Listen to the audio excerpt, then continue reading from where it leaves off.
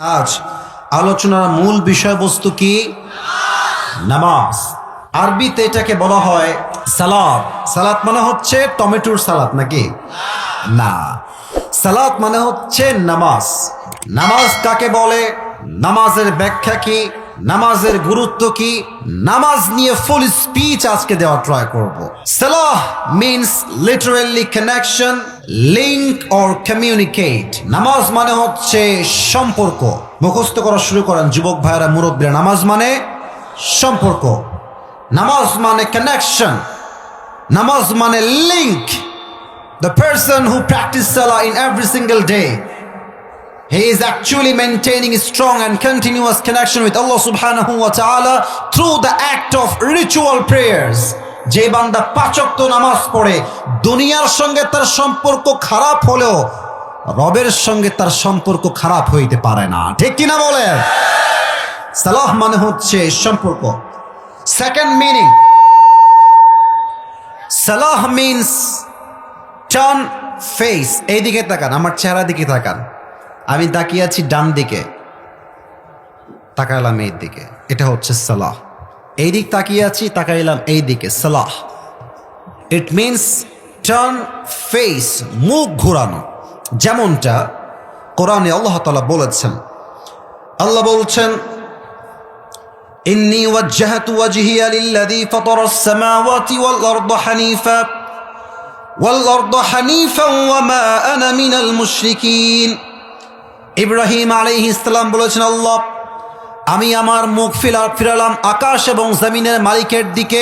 ওয়া মা আনা মিনাল মুশরিকিন, and I'm not from polytheist.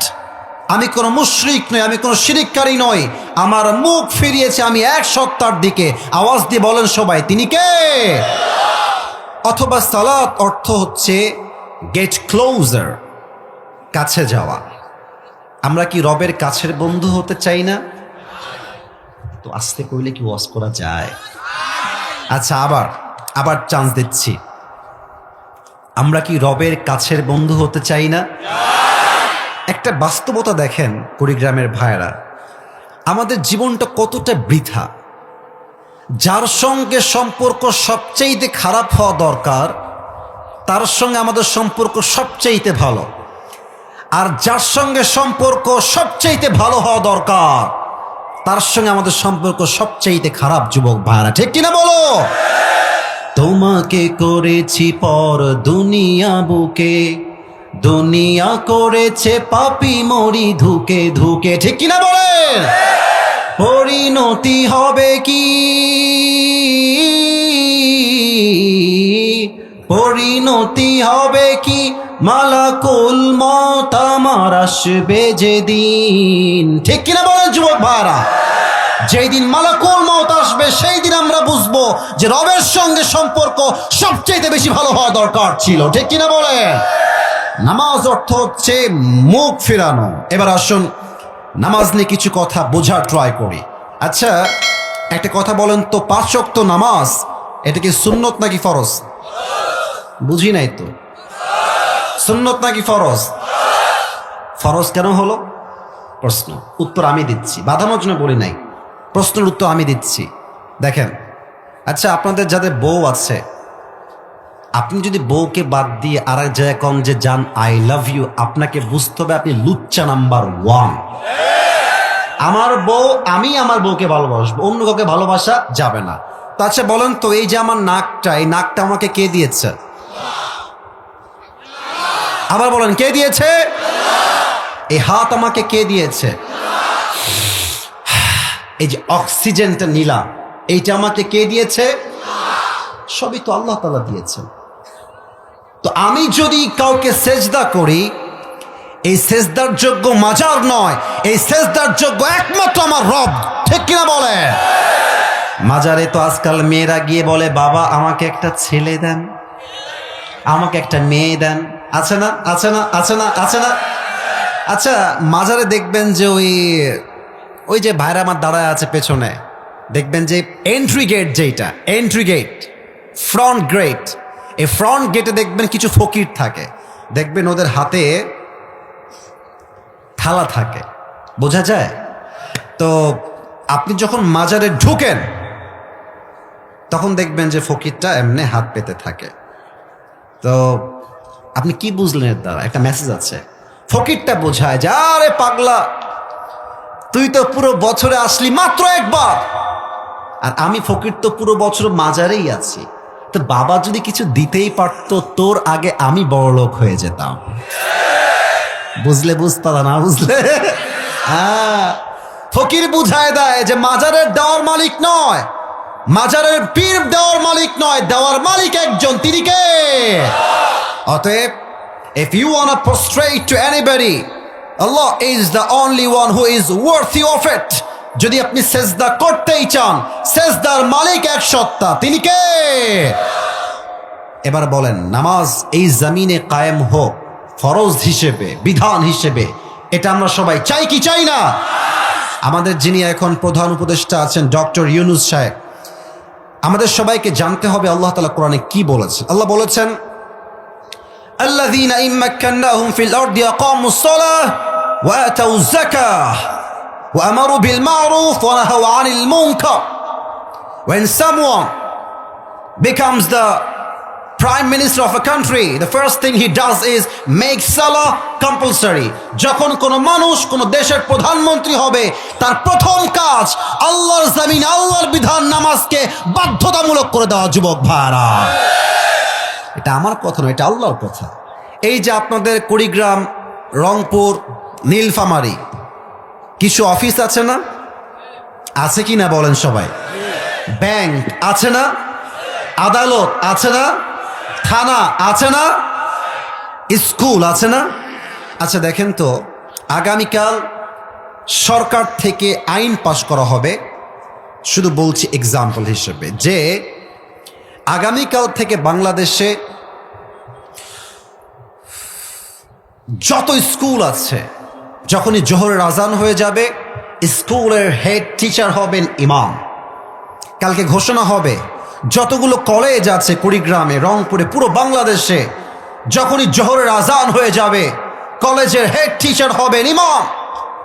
যতগুলো ইউনিভার্সিটি আছে বাংলাদেশের, প্রত্যেকটা ইউনিভার্সিটি যখনই জোহরের আজান হয়ে যাবে ইমাম হবে ভাইস চ্যান্সেলর, অথবা যে হেড টিচার সে।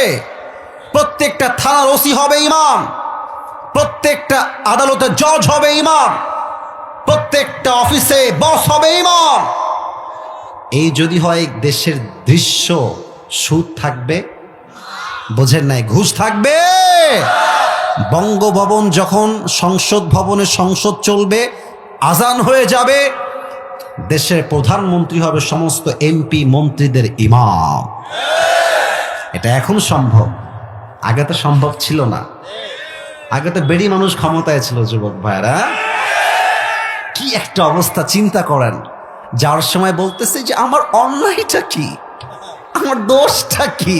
আমি বলি আপনার কোনো দোষ না, আপনি নিষ্পাপ মাসুম বাচ্চা একেবারে। আচ্ছা, একটা কথা আপনারা একমত হবেন কিনা, আমার এটা একটা পার্সোনাল পয়েন্ট অফ ভিউ, আপনারা একমত হতে বাধ্য, উপায় নাই একমত না হওয়া ছাড়া। আমি এবং আমরা সবাই আগামীতে এই দেশে কোনো নারী নেতৃত্বই দেখতে চাই না। আমরা কুড়িগ্রামের ভাইরা, আমরা পুরুষকে ক্ষমতায় দেখতে চাই। তবে যে কোনো পুরুষ হলেই চলবে না। যেই পুরুষ আল্লাহর এই জমিনে আল্লাহর রাজ কায়েমের কথা বলবে, দিন কায়েমের কথা বলবে, কোন বিধানকে, সংবিধানকে যে পুরুষ এই আল্লাহর জমিনে কায়েম করবে, এমন কোন ইসলামী দলকে আমরা ক্ষমতায় দেখতে চাই। সবাই কি দ্বিমত না একমত? অতএব ইসলাম যদি এই জমিনে কায়েম হয়ে যায়, প্রথম জিনিস বাধ্যতা হবে কি? নামাজ।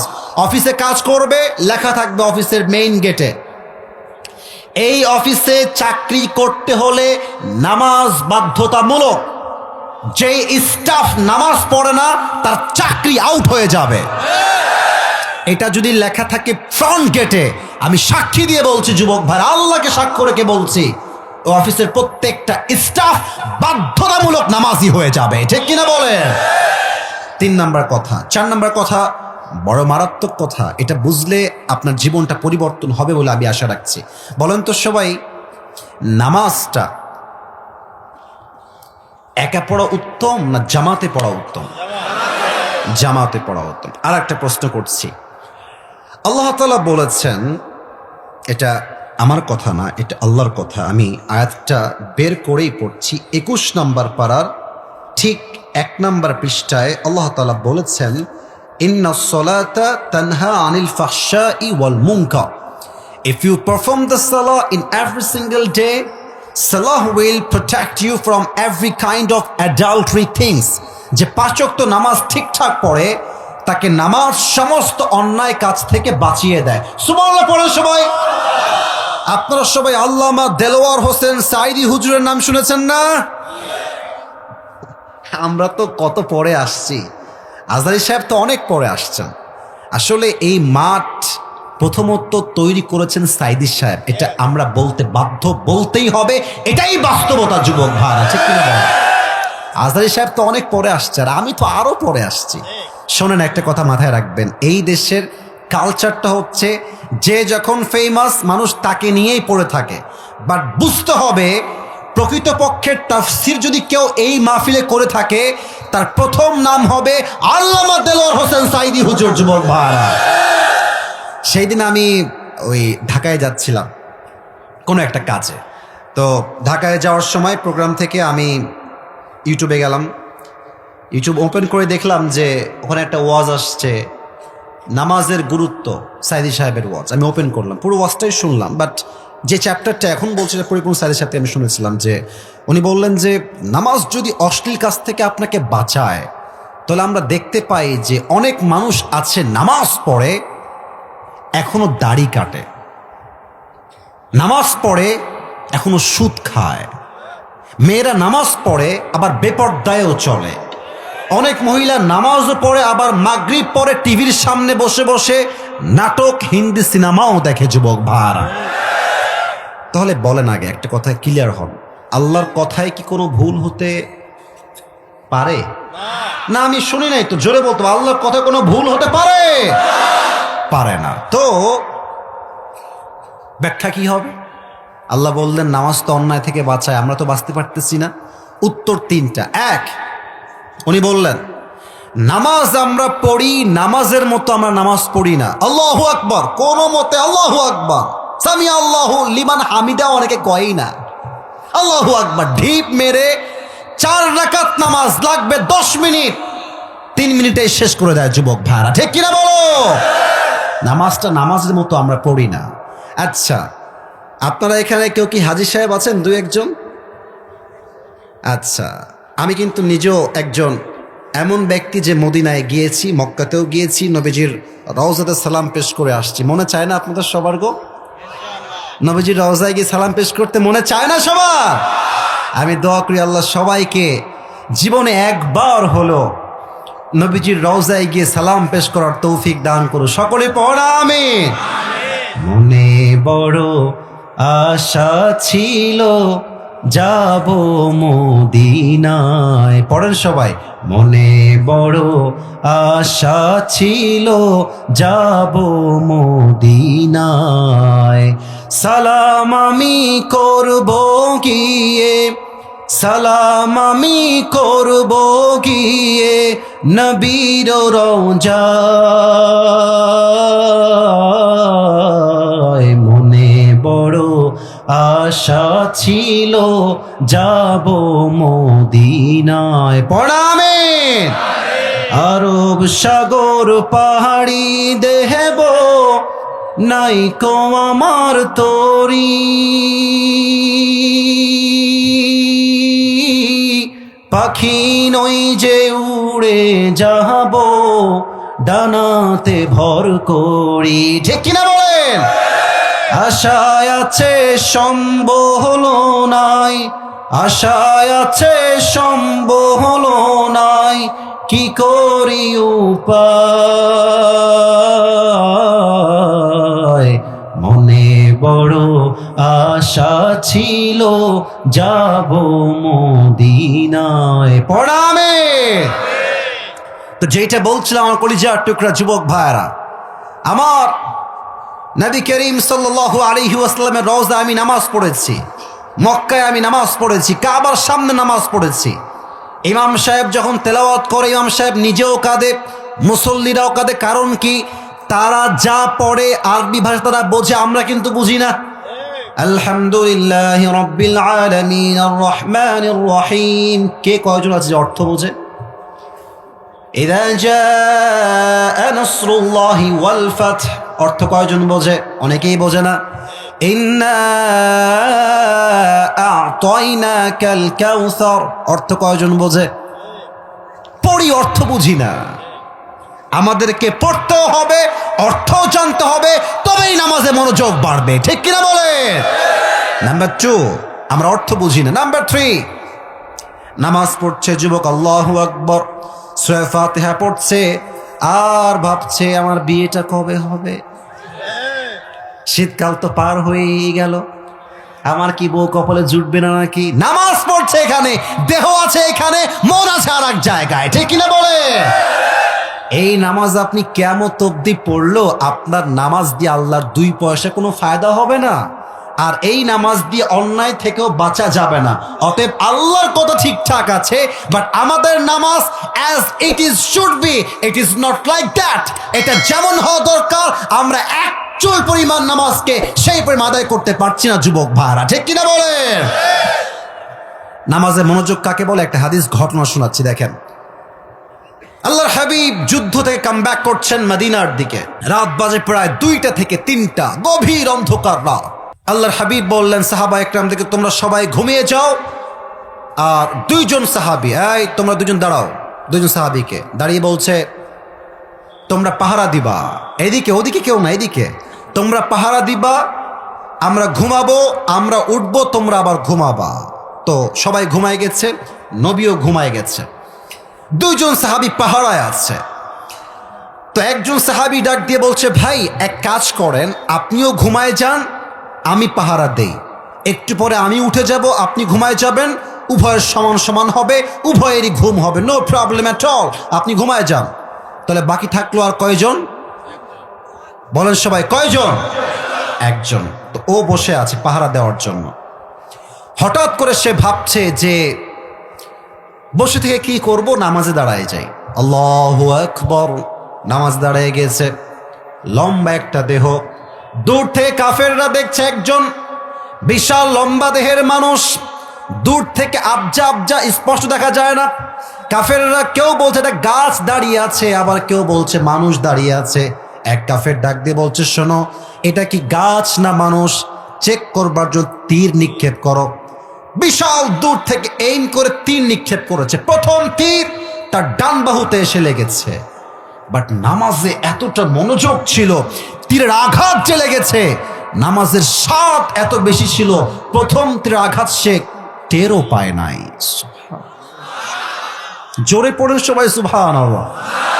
কাফেররা বলছে আবার তীর মারো, আবার এইম করে বিশাল দূর থেকে তীর মেরেছে ওই সাহাবীর পিঠে। আবার একটা তীর এসে ওই সাহাবীর বাম দিকে ঢুকে গেছে।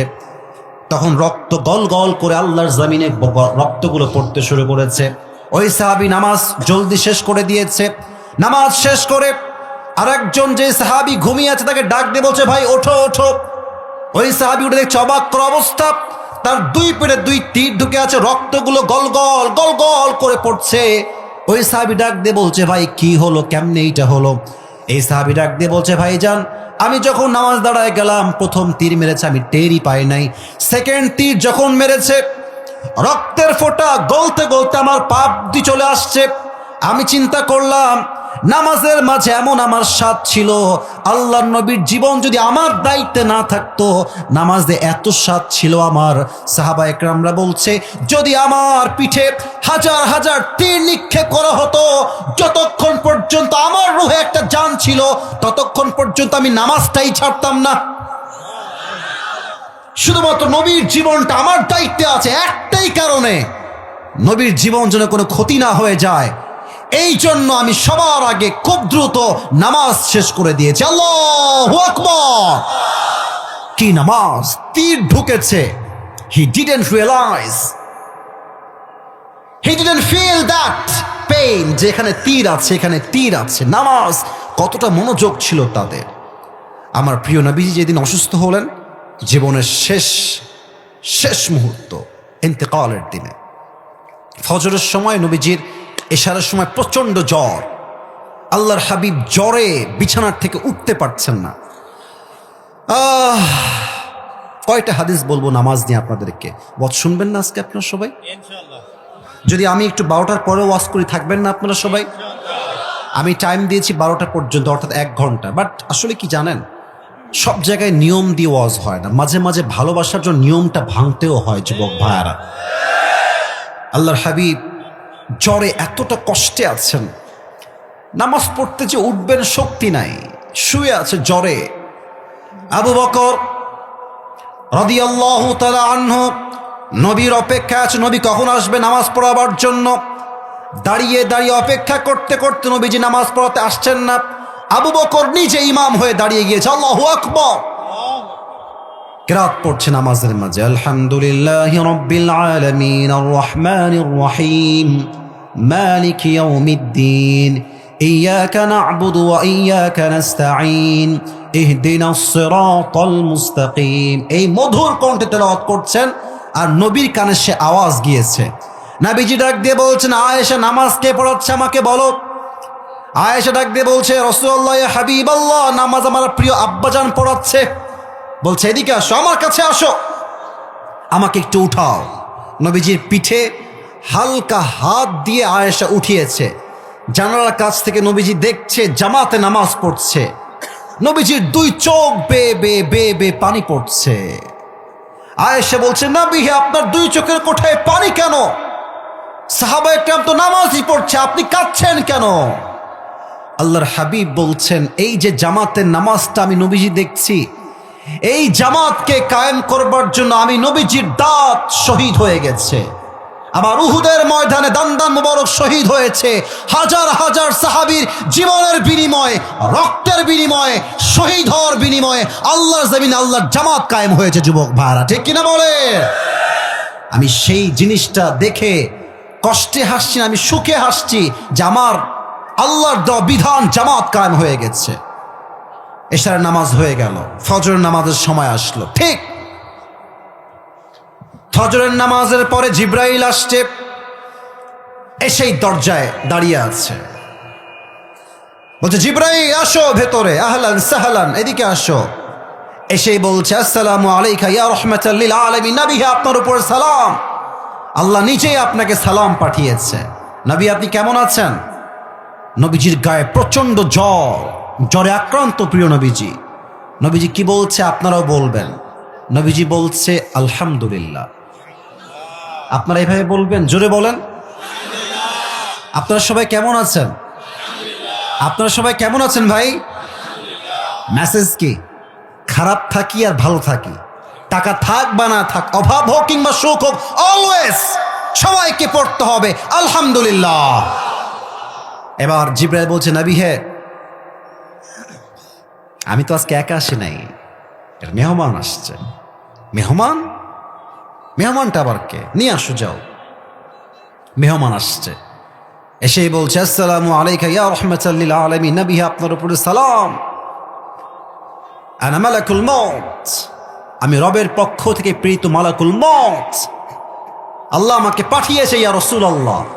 তবে নবী, একটা কথা আপনাকে আগেই বলে ফেলি, আপনি পৃথিবীতে প্রথম মানুষ যাকে আমি আজরাইল নিজে সালাম পেশ করেছি। আমি আগে কখনো কাউকে সালাম দেই নাই। You are the first person, আপনি প্রথম যাকে আমি আজরাইল নিজেই সালাম দিয়েছি। আল্লাহু আকবার। নবীজি ডাক দিয়ে বলছে, মালাকুল মউত, তুমি কেন আসছো? মালাকুল মউত ডাক দিয়ে বলছে, ইয়া রাসূলুল্লাহ, ইয়া হাবিবাল্লাহ, আমি তো নিজে কোথাও যাই না, আমাকে পাঠায় এক রব। আওয়াজ দিয়ে বলেন তো সেই রব কে? ও আচ্ছা আচ্ছা, তার মানে তুমি আমার রূহ কবজ করতে আসছো মালাকুল মউত? বলছে, ইয়েস, আমি আপনার রূহ কবজ করতে আসছি নবী হে।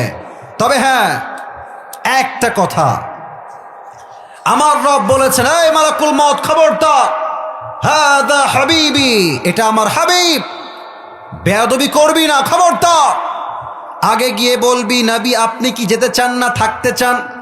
যদি আমার নবী থাকতে চায়, নবীকে রেখে দিবি, আর যদি নবী আসতে না চায়, নবীকে রেখেই তুই চলে আসবি। সুবহানাল্লাহ পড়েন সবাই। আসতে চাইলে নিয়ে আসবি, থাকতে চাইলে রেখে দিবি, জোরাজোরি করবি না। তা আমাদের তো এখানে অনেক যুবক ভাইরা বসে আছেন। মনে করেন কাল সকালবেলা একটা আপনার চায়ের দোকানে মিটিং বসেছে যুবকদের বন্ধুদের মিলে, তো 10 জন বন্ধু আছে। একজন বলছে নেক্সট ট্যুর আমরা দিব হচ্ছে সাজেক ভ্যালিতে, সেই চট্টগ্রাম পার হয়ে সাজেক ভ্যালি। তো আর একজন বলছে না না, আমরা নেক্সট ট্যুর দিব কক্সবাজার। আর একজন বলছে না না, আমরা যাব রাঙ্গামাটি। তো দেখবেন যে যে যার বন্ধু, সে যেখানে যেতে চায় তার বন্ধুও সেখানে যেতে চায়। যুবক ভাইরা ঠিক কিনা বলো? তা আমি বসে আছি, মুরব্বী কই যায়? মুরব্বী, ও বাচ্চা আছে, আচ্ছা আচ্ছা আচ্ছা, যান যান যান যান। হায় হায়, কোন বাচ্চা কোলে নিয়ে আসছে গো? আচ্ছা সাইডে যান, এদিকে সবাই একটা কাশি দেন। লিল্লাহি তাকবীর।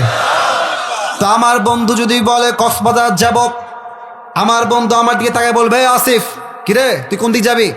তা আমিও বলবো বন্ধু চলো আমিও কক্সবাজারে যাব। তুমি যাবা যেখানে, আমি আছি সেখানে। তো নবীজির বন্ধু হচ্ছেন জিবরাইল আলাইহিস সালাম। মালাকুল মউত বলছে নবী আপনাকে যেতে হবে রবের কাছে, আমি নিতে আসছি আপনাকে। তো এদিকে তাকান, আমি চশমাটা একটু খুলি। নবীজি হাদিসে আসছে 2 চোখ দিয়ে জিবরাইলকে দেখছে। জিবরাইল কে? কি বলো, কি করব আমি, বলো আমি কি যাবো না কি যাবো না? জিবরাইল বলছে ইয়া রাসূলুল্লাহ, আল্লাহ তাআলা আরশে আজিমে আপনার সাক্ষাতের অপেক্ষায় বসে আছে, আপনি গেলেই ভালো হয়। নবীজি বলছে তাই নাকি, যেতেই হবে? ঠিক আছে। এই না আয়েশা, আমার কলিজার টুকরা বউ আয়েশা কোথায়? এদিকে চলে আসো জলদি করে। আয়েশা রাদিয়াল্লাহু তাআলা আনহা দৌড়ে দৌড়ে আসছে। কি হয়েছে ইয়া রাসূলুল্লাহ, ইয়া হাবিবাল্লাহ, কি হয়েছে আপনার? এত জরুরি ডাক কেন আপনি আমাকে দিয়েছেন ইয়া রাসূলুল্লাহ? বলছে আচ্ছা আয়েশা, তোমাকে যে আমি কয়েকদিন আগে কয়েক টুকরা স্বর্ণ দিয়েছিলাম, এই স্বর্ণগুলো কোথায়? বলছে খুব যত্নে রেখেছি নবী হে, আমার ডয়ারে রাখা আছে আলমারিতে। বলছে যাও, গো ব্যাক, ফিরে যাও, সব নিয়ে আসো এখনই। নিয়ে আসছে সব স্বর্ণ হাতে করে, কয়েক টুকরা স্বর্ণ। It's a very little bit, খুবই কম, নট এ বিগ, একদম ছোট্ট একটা অংশ। নবীজি বলছে যাও, এটা এখনই আল্লাহর রাস্তায় দান করে দাও। নবী থাক না, এটা আমার কাজে আসবে, ফাতেমার কাজে আসবে, আমাদের সবার কাজে আসবে, থাক না বাসায়।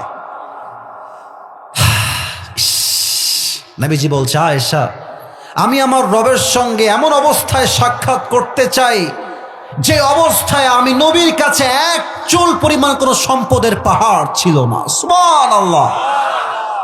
আমাদের আজ কত অভিযোগ, আমি আসিফ সহ আমরা সবাই তো এখানে মধ্যবিত্ত পরিবারের সন্তান, আমরা ঠিক কিনা বলে? আরো চাই, আরো দাও। সাইকেল থাকলে বাইক চাই, বাইক থাকলে কার চায়, কার থাকলে বিএমডব্লিউ চায়, বিএমডব্লিউ থাকলে হেলিকপ্টার চায়, হেলিকপ্টার থাকলে জেট প্লেন, পার্সোনাল বিমান চায়। চাওয়ার কোনো শেষ নাই।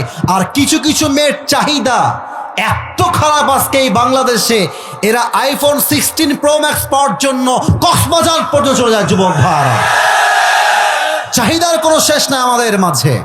আর নবী একটা মাত্র স্বর্ণ দান করে দাও আল্লাহর রাস্তায়, দান হয়ে গেছে। নবী হে ইটস ডান, দান হয়ে গেছে, এবার কি করব? বলছে তুমি চলে যাও এখান থেকে। মালাকুল মউত আসো, আমার রূহ কবজ করো। যখন রূহটা কবজ করতে যাবে, আয় হায় হায় হায় হায়, নবীজি শেষ মুহূর্তে 2টা শব্দ বারবার বারবার বারবার বললেন। এক, আসসালাত আসসালাত আসসালাত আসসালাত, উম্মতরা নামাজ নামাজ নামাজ, ওয়ামা মালাকাত আইমানুকুম, এবং তোমাদের যে দাস আছে সেই দাসের সাথে তোমরা খারাপ ব্যবহার করবা না, ঠিক কিনা বলে? 2টা উপদেশ, শেষ কথা নামাজ। বলেন তো জীবনের শেষ কথা যেটা হয়, এটা কি গুরুত্বহীন হয় না গুরুত্বপূর্ণ হয়? আজহারী সাহেবের নানা নাম হচ্ছে গোলাম সরওয়ার সাইদি হুজুর। উনি বারবার বলতেন নামাজ নাই যার, ঈমান নাই তার, নামাজ নাই যার, মুসলমান হিসেবে পরিচয় দেওয়ার কোনো অধিকার তার নাই। এই যুবক ভাইরা ঠিক কিনা বলে? ওমরে ফারুক রাদিয়াল্লাহু তাআলা আনহু, আয় হায় কতগুলো হাদিস পড়ে আছে, শেষ হাদিস বলছি, শেষ হাদিস। তার কাছে এক যুবক আসছে, তার নাম হচ্ছে আবু লুলু আল মাজুসি। এই ছেলে, একজন লাল গেঞ্জি, বসো। একজন উঠছে, বসো, ওয়াশরুমে যাবা, পরে যাবা, এখন না। আচ্ছা, রাত তো 12টা বেজেই গেছে, আর 5 মিনিট সময় দেওয়া যায় না? সব ঠিকঠাক আছে, দুই একজন লাল আর হলুদ উঠাডুরি করতেছে, এরা মার না খেলে সোজা হবে না। সবাই থেকে আসি দেন, তাকবীর দেন, লিল্লাহি তাকবীর। আচ্ছা, যেটা বলছিলাম সেটা হচ্ছে এইরকম, এসে বলছে, ইয়া ওমর, আমার যেই মালিক আছে সে প্রত্যেক দিন আমার কাছে 6 দিরহাম চার্জ করে। আমার হাত দেখে কোন কুড়িগ্রামের ফুলবাড়ির ভাইয়ারা কয় দিরহাম চার্জ করে? তো আপনি কথাবার্তা বলে এটাকে কমায় দেন, আমি এত দিরহাম দিতে পারবো না, আমার খুব কষ্ট হয়ে যায়, আমাকে 2 দিরহাম করে দেন। বলছে আচ্ছা দিব, বাট আমাকে আগে জানতে হবে যে আপনার what is the source of your business, what is the source of your earn money, তুমি কেমনে টাকা পাও, তোমার ব্যবসাটা আসলে কি ভাই? ওই যুবক ডাক দিয়ে বলছে, হুজুর আমি প্রত্যেক দিন খঞ্জর বানাই, চাকু বানাই, বাজারে বাজারে বিক্রি করে বেড়াই। অমর ডাক দিয়ে বলছে, যুবক তোমার যদি খঞ্জরের ব্যবসা, তুমি তো অনেক ধনী একজন মানুষ, তোমার তো অনেক টাকা, তোমার তো 2 দিরহাম নয় 10 দিরহাম চার্জ হওয়ার কথা। বলছো আচ্ছা আচ্ছা, সবাই যেহেতু মুসলমান তাই তুমি সবার বেলায় নরম, আর আমি যেহেতু কাফের তাই তুমি আমার বেলায় হয়েছে গরম, তাই না অমর? তোমার বিচার করতে আমি একাই যথেষ্ট। হুমকি দিয়ে ডান দিয়ে বের হয়ে গেছে। আর সারা রাত মিলে অমরকে হত্যা করবার জন্য বিশাল লম্বা একটা খঞ্জর বানিয়েছে, চাকু। খঞ্জর কেমন হয় আমার ডান হাত দেখেন, কুড়িগ্রামের ভেড়া ডান হাত দেখেন, এটাও ছড়ি, এটাও ছড়ি, মাঝে হচ্ছে হ্যান্ডেল, মাকবুদাতুহু ফি ওয়াসাতি, হ্যান্ডেলটা হচ্ছে মাঝখানে। এটাও চাকু, এটাও চাকু। ওমরে ফারুক আসছে নামাজ পড়াইতে। এই কাফের কি করেছে? শীতকালে আমরা কি মুড়ি দেই, যে এটা কি, কথা কন না কেন, এটা কি? চাদর। এদিকে তাকান, হাদিসটাকে প্র্যাকটিক্যালি বোঝায়, তাহলে বুঝে আসবে ভালো, হাদিসের মর্মার্থ বুঝবেন ভালো। এইভাবে চাদরটা নিয়ে এই পর্যন্ত নিয়ে আসছে, আর এই যে ডান পাশটা আছে চাদরের, এইটাকে এমনে দিয়ে পুরো মুখ ঢেকে ফেলেছে, জাস্ট লাইক এ নিকাব অফ গার্লস, মেয়েদের নিকাবের মতো পুরো মুখটাই ঢাকা।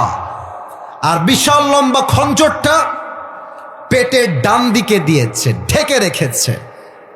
নামাজ পড়তে আসছে ওমরে ফারুক ইমাম হয়ে, এসেই বলছে, সফু সফু ফাকুম, কাতার সোজা করো, কাঁধে কাঁধ মিলিয়ে দাঁড়াও, আল্লাহু আকবার। দাঁড়িয়েছেন নামাজে, সানা পড়েছেন, সূরা ফাতিহা পড়েছেন, কিরাত পড়েছেন, আল্লাহু আকবার। রুকুতে গিয়েছেন, যখনই রুকুতে গিয়েছে ওমরে ফারুক পেছন থেকে আবু লুলু আল মাজুসি চাদরটাকে এমনে ধরে উড়াই দিয়েছে, আর এখান থেকে খঞ্জরটা বের করে, আমার পেট দেখেন সবাই, যতটুকু দেখা যায়, as much as you can see my belly side, এইটা দেখেন পেটের দিকে, এই ছুরিটা নিয়ে পেছন দিক থেকে এসে সোজা ওমরের এই পেটের ডান দিক থেকে শুরু করে এমনে একটা পোঁচ দিয়েছে, আবার এমনে একটা, আবার 3টা এমন জোরে পোঁচ দিয়েছে, ওমরের পেট কেটে নাড়ি ভুড়ি সবগুলো বাহিরে বের হয়ে গেছে। ওমরে ফারুক নামাজের মাঝেই চিৎকার দিয়ে বলছে, কতালানি আল কালব, আমাকে একটা কুকুর হত্যা করেছে, আমাকে বাঁচাও, কে কোথায় আছো? এমনি অজ্ঞান হয়ে পড়ে গেছে। আর ওই কাফের হত্যা করে ছুরি দিয়ে আঘাত করে বের হওয়ার সময় যত সাহাবী তাকে ধরতে গেছে সবাইকে এমনে এমনে এমনে যারে পাইছে তারেই গিয়ে ছুরির আঘাত।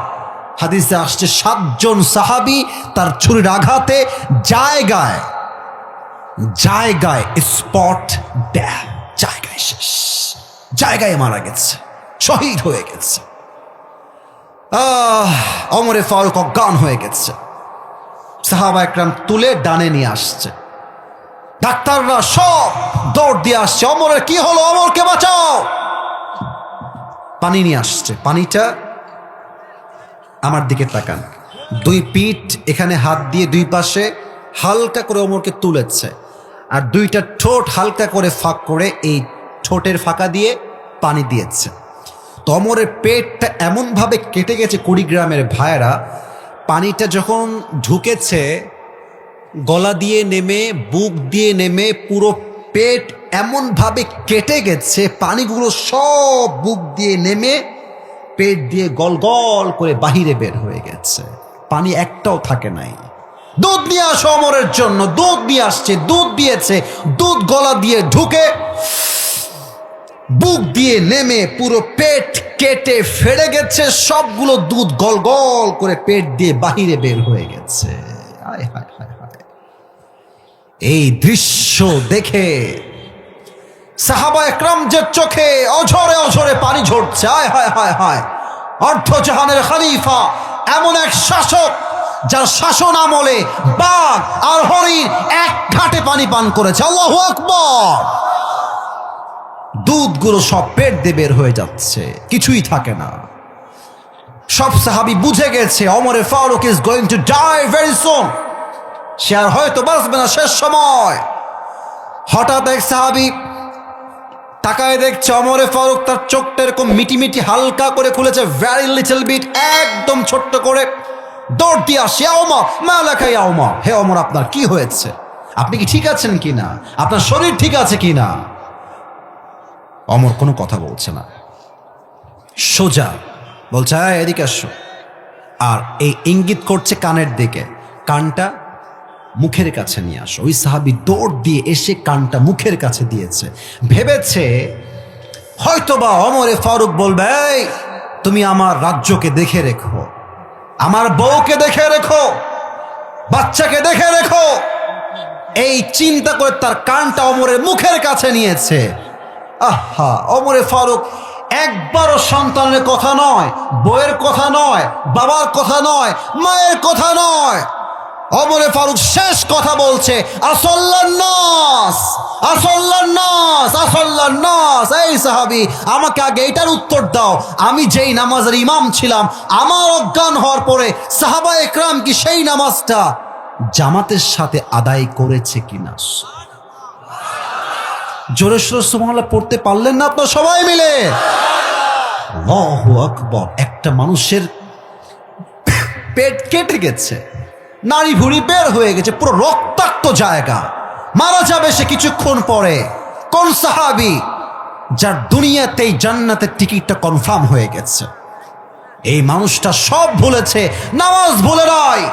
আর আজ কুড়িগ্রামে, রংপুরে, নীলফামারীতে আজান হচ্ছে মসজিদে, আর যুবক মোড়ে মোড়ে দাঁড়িয়ে দাঁড়িয়ে পাবজি এবং ফ্রি ফায়ার খেলে বেড়াচ্ছে। আজান হচ্ছে মসজিদে, কিছু মেয়ে এতটা বেহায়া নির্লজ্জ আমি দেখেছি, পুকুরের মাঝে ওপেনলি মুরব্বীদের সামনে গোসল করছে, নির্লজ্জ বেহায়ার মতো যুবক ভাইরা। আজান হচ্ছে মসজিদে, চায়ের দোকানে বসে বসে মুরব্বীরা বিড়ি টানছে, আর চায়ের দোকানে হিন্দি গান বাজছে ফুল ভলিউমে, যুবক ভাইরা, ঠিক কিনা বলো? ঠিক আপনি একদিন হবেন, তবে হ্যাঁ একদিন ঠিক হবেন, তবে এই যৌবনের জ্বালা বড় জ্বালা। একটা ছোট্ট গল্প মনে পড়ে গেল, এটা বলেই ওয়াজটা শেষ করতে চাই। বলা কি যাবে নাকি যাবে নাকি যাবে না? ওই এক সাপে আর ব্যাঙে ছিল চরম বন্ধুত্ব। এতগুলো হাদিসের মাঝে গল্প না বলে শান্তি পাচ্ছি না, গল্পটা বললে বুঝবেন জানি কি বোঝাতে চাই। সাপে আর ব্যাঙের চরম বন্ধুত্ব। তো একদিন ব্যাঙ বলছে সাপ, বন্ধু তোমার যে চেহারা জাস্ট ওয়াও, তোমার যে গায়ের রং just looking like a wow, তুমি তো জাস্ট ওয়াও বন্ধু, তোমার চেহারা সুন্দর, তোমার গায়ের রং সুন্দর, তোমার যে ফসফস করো এমনে ছবল তোলো, ওয়াও, অ্যামেজিং, কুল, ড্যাম, এক্সেলেন্ট, ফ্যাবিউলাস, জিনিয়াস, অসম, অনেক সুন্দর লাগে বন্ধু তোমাকে দেখতে আমার। তবে হ্যাঁ বন্ধু, তোমার একটা বিষয় আমার একদমই ভালো লাগে না। তো সাপ বলছে কি কি বিষয় ভালো লাগে না তোমার বন্ধু?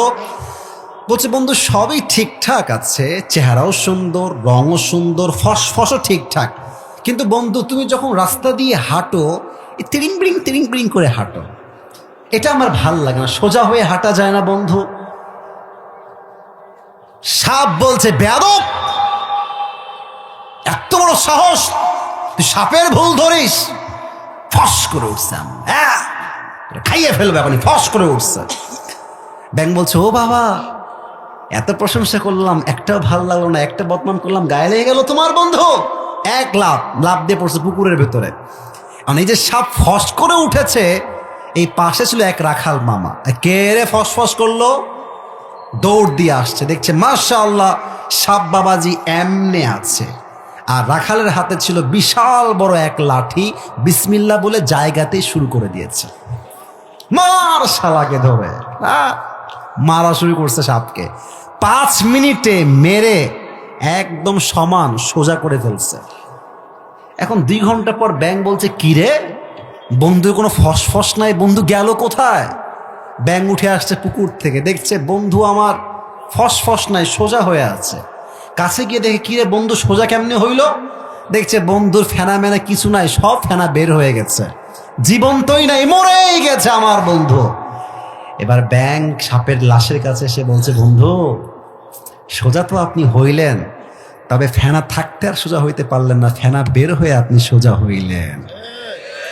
তো যুবক, নামাজি তুমি একদিন হবা, নামাজ তুমি একদিন পড়বা, তবে যৌবনের জ্বালা বড় জ্বালা। এই জ্বালা যেই দিন শেষ হবে, হায়াত শেষ মুহূর্তে আসবে, সেই দিন নামাজি হতে মনে চাইলেও 5 ওয়াক্ত নামাজ তুমি শরীরের বার্ধক্যের জন্য ঠিক মতো আদায়ও করতে পারবা না। ঠিক কিনা বলো? সময় থাকতে ভালো হয়ে যাও। ওই একটা কথা মনে পড়ে গেল, শেষ কথা এটাই বলে শেষ করে দেই। ওই এক মুরব্বী সারা জীবন ছিল বদমাইশ, সারা জীবন যুবক বয়সে তামা করে ফেলছে বদমাইশি করে। এখন শেষ বয়সে এসে হস টস করে অনেক ভালো হয়ে গেছে। এরকম লোক বাংলাদেশে আছে না? না, ওয়াজ এভাবে বললে ওয়াজ করা যাবে না। আছে না নাই বলেন? সারা জীবন মানুষের হক মেরে খায়, জমিন মেরে খায়, এই সেই মারামারি করে এলাকার সবাই চেনে, এটা বদমাইশ নাম্বার 1। বয়সের শেষ জীবনে গিয়ে হাজি সাহেব হয়ে মাশাআল্লাহ, ইয়ার ইয়ে তো আভি কাভি জান্নাত সে ভাগ কে দুনিয়া আমি আই, হ্যাঁ, জুব্বা টুব্বা পরে ভালো হয়ে যায়। তো এক ছেলে,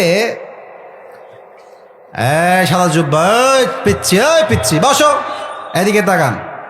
এক ছেলে তার বাপকে মেরে ফেলেছে, হত্যা করে ফেলছে একেবারে। এখন এই হত্যার দায় কেমনে ঠেকাবে? কে বুদ্ধি দিবে? কাউকে পায় না, সবার কাছে যায়, ভাই কি বুদ্ধি, হত্যার মামলা থেকে বাঁচবো কেমন করে?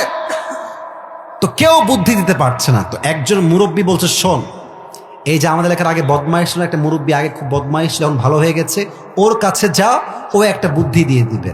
তো সে মুরব্বীর কাছে আসছে, এসে বলছে, চাচা বিপদে পড়ে গেছি। কিরে কি করেছিস তুই? ভাতে যাই দিকে, কি করেছিস? বলছে, বাপকে মাইরা ফেলছে, একেবারে জায়গায় শেষ করে ফেলছি, এখন এই দায় ঠেকাবো কেমনে, মামলার দায় ঠেকাবো কেমনে? চাচা দেখেন কি বদমাইশ, মানে যে ভালো বয়সে হয় না, যুবক বয়সে, সে আসলে কখনোই ভালো হতে পারে না। যুবক ভাই কোনো দিকে আছে কিনা বলো? তো চাচা বলছে, কি এত বড় বদমাইশি কথা, আমি ভালো হয়ে গেছি, আমি এসব করি না এখন আর। যদি আমি ভালো না হতাম তাহলে বলতাম যেহেতু মেরেই ফেলেছিস, এখন দড়িতে টাঙায় রেখে দে, কিন্তু যেহেতু ভালো হয়ে গেছে তাই আমি বুদ্ধিটা দিব না। বুদ্ধি কি আসলে দিয়েছে নাকি দেয় নাই? কি বদমাইশ দেখেন কি বলতেছে, যে আমি যেহেতু ভালো হয়ে গেছি তো তাই এগুলো বুদ্ধি দিব না। যদি আগের মতো থাকতাম তাহলে বলতাম যেহেতু মেরেই ফেলেছিস, এখন রশি দিয়ে টাঙায় রেখে দে, মানুষ ভাববে ফাঁসি নিয়ে মরে গেছে, যেহেতু ভালো হয়ে গেছি আর বলবো না। তার মানে যে যুবক বয়সে ভালো হতে পারে না, সে আসলে কখনোই আর ভালো হতে পারে না। ঠিক কিনা বলে? অতএব নামাজে ডাকলে তোমরা বলো, ভাই প্যান্ট খারাপ, কাল থেকে শুরু করব। এরকম বাটপাড়া আছে না? এই তোর প্যান্ট খারাপ কেন, তুই কি বিয়ে করছিস নাকি? আশ্চর্য, আমি দেখেছি, এই নামাজ চলো, এই চলো নামাজে চলো, আমার এলাকায় দেখেছি নামাজে চলো, হুজুর প্যান্ট খারাপ। আমি বুঝে প্যান্ট খারাপ হইল কেমনে? এটা হচ্ছে প্যান্ট খারাপ না, ওর চরিত্রটাই আসলে খারাপ। এটা হচ্ছে বাহানা, জাস্ট এক্সকিউজ। নামাজের ক্ষেত্রে কোনো বাহানা নয়। কিয়ামতের দিন প্রথম হিসাব হবে, আউয়ালু মা ইউহাসাবু বিহিল আবদু ইয়াউমাল কিয়ামাতি আস-সালাহ। প্রথম হিসাবটাই হবে নামাজ দিয়ে, যুবক ভাইরা ঠিক কিনা বলো? আমাদের সবাইকে 5 ওয়াক্ত নামাজি হওয়ার তৌফিক দান করুন, সকলে পড়া আমিন।